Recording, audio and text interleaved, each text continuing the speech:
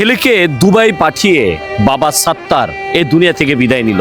হ্যাঁ দর্শক, একটি মর্মান্তিক ঘটনা আপনাদেরকে শেয়ার করব। এই যে এয়ারপোর্টটা দেখতে পাচ্ছেন আমার পেছনে, এই এয়ারপোর্টে নিচতলাতে অনেক ধরনের হাসি দেখা যায় আর উপরতলাতে শুধু কান্নার রোল। দর্শক, এই এয়ারপোর্টে গতকালকে সাত্তার নামে এক ইউপি সদস্য, বরিশালে তার গ্রামের বাড়ি, ঘেয়াঘাট নামে যে ইউনিয়ন আছে সেখানে তার গ্রামের বাড়ি। তো সেখানে তিনি সেখান থেকে এয়ারপোর্টে এসেছে তার সন্তানকে বিদায় জানানোর জন্য।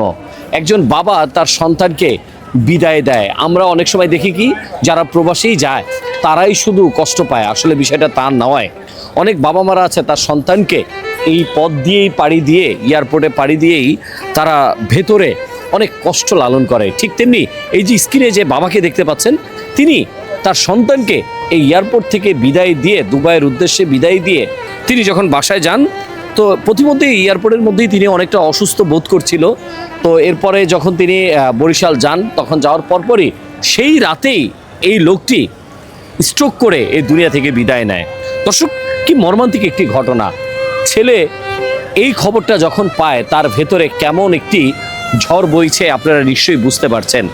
দর্শক, আমি আপনাদেরকে এই বিষয়টা মেসেজ দেওয়ার জন্য এতটুকু বলতে চাচ্ছি যে শুধুমাত্র যারা প্রবাসে আছে, আপনারা ভাববেন যে আপনারাই শুধু শারীরিক কষ্টই করে যান, মনের দিকেও কষ্ট করেন আপনার বাবা মা বা আপনার স্বজনদেরকেও, তারাও কিন্তু অনেকটা আপনার কষ্টে অনেকটা কষ্ট পেয়ে থাকে।